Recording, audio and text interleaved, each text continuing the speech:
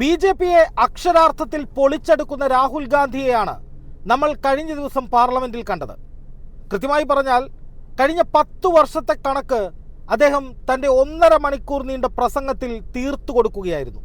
പ്രധാനമന്ത്രി നരേന്ദ്രമോദിക്കെതിരെയും ബി.ജെ.പി ഭരണത്തിനെതിരെയും അതിരൂക്ഷമായ വിമർശന ശരങ്ങളാണ് രാഹുൽ ഗാന്ധി തൊടുത്തു വിട്ടുകൊണ്ടേയിരുന്നത്.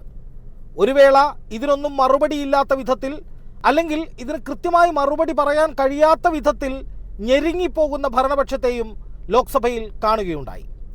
എന്തായാലും ലോക്സഭയിൽ രാഹുൽ ഗാന്ധി നടത്തിയ പല പരാമർശങ്ങളും സഭാ രേഖകളിൽ നിന്ന് നീക്കിയ സാഹചര്യമുണ്ടായി.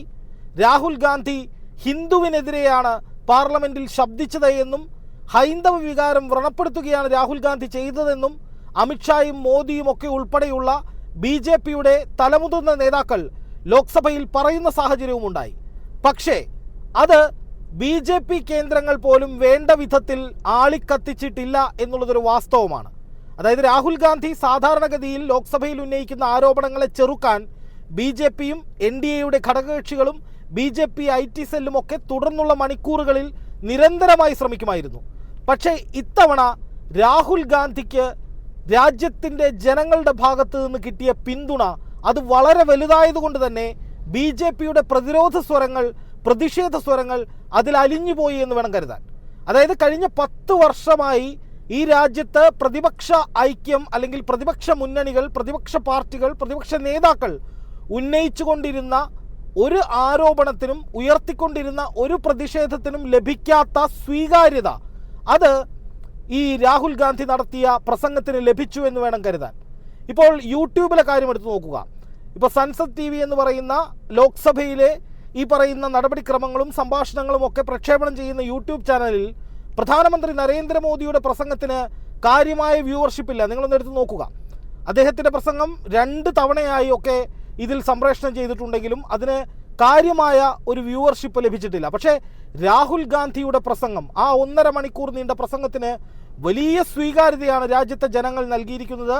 ഒരുപക്ഷെ പ്രധാനമന്ത്രി നരേന്ദ്രമോദിയുടെ പ്രസംഗത്തിൻ്റെ ഏതാണ്ട് ഒരു 8-10 ഇരട്ടി പ്രേക്ഷകർ ഈ യൂട്യൂബിൽ രാഹുൽ ഗാന്ധിയുടെ പ്രസംഗം കണ്ടിട്ടുണ്ട്. ഇതിനിടയിൽ സംഭവിച്ച വളരെ പ്രധാനപ്പെട്ട ഒരു കാര്യമാണ് ഇപ്പോൾ രാജ്യത്ത് സജീവ ചർച്ചയാകുന്നത്. അതായത് രാഹുൽ ഗാന്ധിക്കെതിരെ പ്രധാനമന്ത്രി നരേന്ദ്രമോദിയും അമിത്ഷായും അടങ്ങുന്ന സീനിയർ ബി.ജെ.പി നേതാക്കൾ ലോക്സഭയിൽ പാർലമെന്റിൽ ഗുരുതരമായ ആരോപണങ്ങൾ, അതായത് ഹിന്ദുവിനെതിരെയാണ് രാഹുൽ ഗാന്ധി സംസാരിച്ചത് എന്നതടക്കമുള്ള ഗുരുതരമായ വാദങ്ങൾ ഉന്നയിച്ചുകൊണ്ടിരിക്കുമ്പോൾ അതിനെ പിന്തുണയ്ക്കാതെ മാറി നിന്ന എൻ.ഡി.എ ഘടകകക്ഷികളുടെ MP-മാരെ കുറിച്ചാണ് ഇപ്പോൾ രാജ്യം ചർച്ച ചെയ്യുന്നത്. അതിലേറ്റവും പ്രധാനപ്പെട്ടത് ഈ സർക്കാരിനെ താങ്ങി നിർത്തുന്ന TDPയുടെയും JDUവിൻ്റെയും MP-മാരുടെ കാര്യമാണ്. കേരളത്തിലെ ഉൾപ്പെടെ മലയാള മനോരമ മിനിഞ്ഞാന്ന് ഈ വാർത്ത ഗൗരവതരമായി തന്നെ റിപ്പോർട്ട് ചെയ്തിരുന്നു. അതായത് TDPയും JDUവും ഈ വിഷയത്തിൽ, അതായത് രാഹുൽ ഗാന്ധിയെ കടന്നാക്രമിക്കുന്ന വിഷയത്തിൽ കാര്യമായി ഒന്നും പറയാതെ മാറി നിന്നത് ശ്രദ്ധേയമായി എന്നാണ് മനോരമയുടെ റിപ്പോർട്ടിലുണ്ടായിരുന്നത്. ഇത് ദേശീയ മാധ്യമങ്ങളും കൈകാര്യം ചെയ്തിട്ടുള്ള വിഷയമാണ്. ആദ്യ ദിവസം അങ്ങനെയായിരുന്നു ചർച്ചകളെങ്കിൽ ഇപ്പോൾ എന്തുകൊണ്ട് ഇവരൊന്നും പറയാതെ മാറി നിന്നു എന്ന ചോദ്യമാണ് ഉന്നയിക്കപ്പെടുന്നത്. അതായത് നമുക്കറിയാം, ബി.ജെ.പിക്ക് ഒറ്റയ്ക്ക് ഭരണം കൊണ്ടുപോകാനുള്ള കേവല ഭൂരിപക്ഷം ഇല്ലായിരുന്നു. 400 സീറ്റ് ലഭിക്കും എന്ന് പറഞ്ഞ് പ്രചാരണത്തിനിറങ്ങിയ ബി.ജെ.പിക്ക് വളരെ കുറഞ്ഞ സീറ്റുകൾ, അതായത് കേവല ഭൂരിപക്ഷം പോലും തികയ്ക്കാൻ കഴിയാത്ത അവസ്ഥയിലേക്ക് പോകേണ്ടി വന്നു. മോദിയുടെയും അമിത്ഷായുടെയും ഒക്കെ ആത്മവിശ്വാസം അസ്ഥാനത്തായി. അത് നമ്മൾ കണ്ടുകൊണ്ടിരിക്കുകയാണ്. അതിനുശേഷം ചന്ദ്രബാബു നായിഡുവിൻ്റെ TDPയും അതുപോലെ തന്നെ നിതീഷ് കുമാറിൻ്റെ JDUവും ഒക്കെ ചേർന്നാണ് ഈ സർക്കാരിനെ താങ്ങി നിർക്കുന്നത്. പക്ഷേ അവരുന്നയിച്ച സ്ഥാനമാനങ്ങളൊന്നും കൊടുക്കാതെ തന്നെ തങ്ങളുടെ ഇംഗിതപ്രകാരം മന്ത്രിസഭ രൂപീകരണം നടത്താൻ ബി.ജെ.പിക്ക് കഴിഞ്ഞു എന്നത് അവരുടെ ഒരു അഡ്വാൻറ്റേജ് ആയിരുന്നു. പ്രധാനപ്പെട്ട വകുപ്പുകളോ അല്ലെങ്കിൽ പ്രധാനപ്പെട്ട പദവികളോ ഒന്നും TDPക്കോ JDUവിനോ ഇതുവരെ സ്പീക്കർ സ്ഥാനം ഉൾപ്പെടെ കൊടുക്കേണ്ടി വന്നിട്ടില്ല ബി.ജെ.പിക്ക്. അതുമായി ബന്ധപ്പെട്ട് ഉയർന്നു വന്ന അഭ്യൂഹങ്ങളൊക്കെ ബി.ജെ.പിക്കെതിരെ, അതായത് ബി.ജെ.പിക്കെതിരെ വലിയ പ്രശ്നമാകുമെന്ന മട്ടിൽ ഉയർന്നു വന്ന പല നിരീക്ഷണങ്ങളും ബി.ജെ.പി തകിടം മറിച്ചു. അതായത് ബി.ജെ.പിക്ക് ഒരു പ്രശ്നവുമില്ല എന്ന നിലയിൽ തന്നെ അവർ മന്ത്രിസഭാ രൂപീകരണം നടത്തി, സ്പീക്കർ തെരഞ്ഞെടുപ്പ് നടത്തി.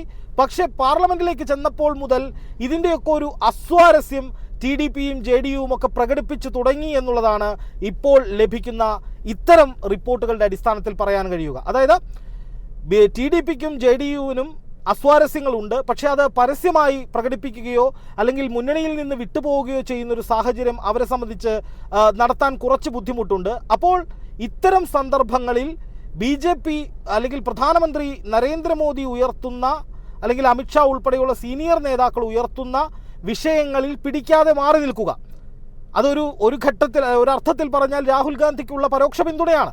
അങ്ങനെയാണ് അതിനെ വായിക്കേണ്ടത്. കാരണം പ്രധാനമന്ത്രി നരേന്ദ്രമോദിയും അമിത്ഷായും ഒക്കെ വലിയ തോതിൽ രാഹുൽ ഗാന്ധിക്കെതിരെ കടന്നാക്രമണം നടത്തുമ്പോൾ അതേ മുന്നണിയുടെ ഭാഗമായിട്ടുള്ള ഘടകകക്ഷികളുടെ MP-മാർ ഈ വിഷയത്തിൽ BJP-യുടെ സീനിയർ നേതാക്കൾ അല്ലെങ്കിൽ പ്രധാനമന്ത്രിയൊക്കെ ഉന്നയിക്കുന്ന ആരോപണങ്ങൾ ഏറ്റെടുത്ത് കൂടാതെ മാറി നിൽക്കുന്നു. അത് വളരെ പ്രധാനപ്പെട്ട ഒരു പോയിന്റാണ്. പ്രത്യേകിച്ചും ഈ TDPയും JDUവും ഒക്കെ ഏത് നിമിഷവും ഇന്ത്യ മുന്നണിയുടെ ഭാഗമാകുമെന്ന തരത്തിൽ ഇന്ത്യ മുന്നണിയുടെ നേതാക്കൾ രാഹുൽ ഗാന്ധി, മല്ലികാർജ്ജുൻ ഖാർഗെ, മഹുവ മൊയ്ത്ര തുടങ്ങിയ ആളുകളൊക്കെ നിരന്തരമായി പറയുന്നത് ഈ സർക്കാരിന് സ്ഥിരതയില്ല, അവർ U-ടേൺ എടുക്കും, ഏതു സമയത്തും ഇന്ത്യ മുന്നണിക്ക് അധികാരത്തിൽ വരാം, ഇന്ത്യ മുന്നണി അത്തരത്തിലൊരു നീക്കം നടത്തും തുടങ്ങിയ അവകാശവാദങ്ങൾ ഈ മൂന്നാം മോദി സർക്കാർ അധികാരത്തിലേറിയ സമയം മുതൽ തുടർച്ചയായി പ്രതിപക്ഷ നേതാക്കൾ ഉന്നയിക്കുന്നുണ്ട്. അപ്പോൾ അവർ ലക്ഷ്യമിടുന്നത് ചന്ദ്രബാബു നായിഡുവിനെയും നിതീഷ് കുമാറിനെയും അവരുടെ പാർട്ടിയിൽപ്പെട്ട MP-മാരെയുമാണ് എന്ന അഭ്യൂഹങ്ങൾ, ചർച്ചകൾ സജീവമായി കൊണ്ടിരിക്കുമ്പോഴാണ് പ്രധാനമന്ത്രി നരേന്ദ്രമോദിയെയും അമിത്ഷായെയും BJP MP-മാരെയും ഒക്കെ വെള്ളം കുടിപ്പിക്കുന്ന വിധത്തിൽ രാഹുൽ ഗാന്ധി അതിതീവ്രമായ പരാമർശങ്ങളും വിമർശനങ്ങളും ഉന്നയിച്ചൊരു പ്രസംഗം നടത്തി. അതിനെ മോദിയുടെ നേതൃത്വത്തിൽ സീനിയറായ BJP MP-മാർ അല്ലെങ്കിൽ BJP-യുടെ പ്രതിനിധികൾ എതിർത്തുകൊണ്ടിരിക്കുമ്പോൾ അതിൽ നിന്ന് JDUവും TDPയും ഒക്കെ മാറി നിന്നു എന്ന റിപ്പോർട്ടുകൾ പുറത്തു വരുന്നത്. അത് വളരെ പ്രധാനപ്പെട്ട ഒരു വിഷയമായി തന്നെ ഇപ്പോൾ ദേശീയ രാഷ്ട്രീയത്തിൽ ചർച്ചയാകുന്നുണ്ട്. എന്തുകൊണ്ട് BJPക്ക് ഒരു അടി കിട്ടുമ്പോൾ അവരെ പ്രതിരോധിക്കാൻ അല്ലെങ്കിൽ അവർക്ക് സഹായകമായി ഈ ഘടകകക്ഷികളുടെ നേതാക്കൾ വരുന്നില്ല?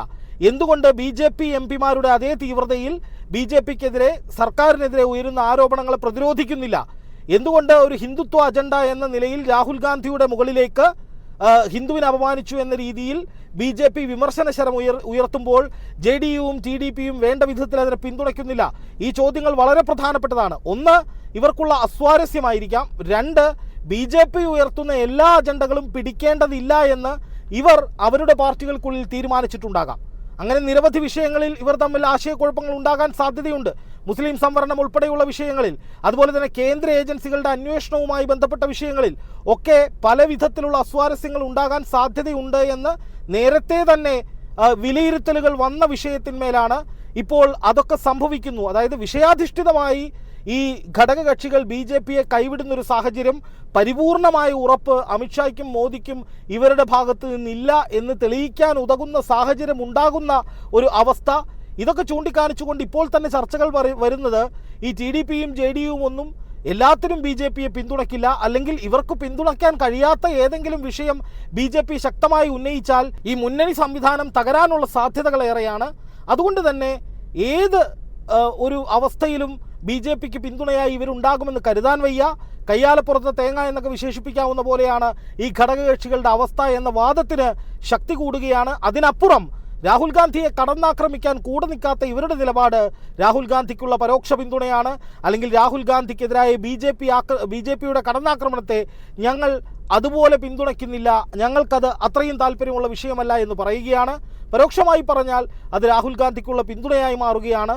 ഇത് ഇനി വരും ദിവസങ്ങളിൽ എങ്ങനെയൊക്കെ പ്രതിഫലിക്കും, വരും നാളുകളിൽ പ്രതിപക്ഷം ഉയർത്തുന്ന വിഷയങ്ങളിൽ എങ്ങനെയായിരിക്കും ഇവരുടെ നിലപാട് എന്നതൊക്കെ നിർണായകമായി വരികയാണ്. എന്തായാലും BJP ഉയർത്തുന്ന രാഹുൽ ഗാന്ധിക്കെതിരായ ആരോപണങ്ങളെ അതേ ഗ്രാവിറ്റിയിൽ പിന്തുണയ്ക്കാൻ ഈ ഘടകകക്ഷികൾ തയ്യാറാകുന്നില്ല എന്ന് പറയുന്നത് വളരെ നിർണായകമായ ഒരു കാര്യമായി മാറിയിരിക്കുകയാണ്.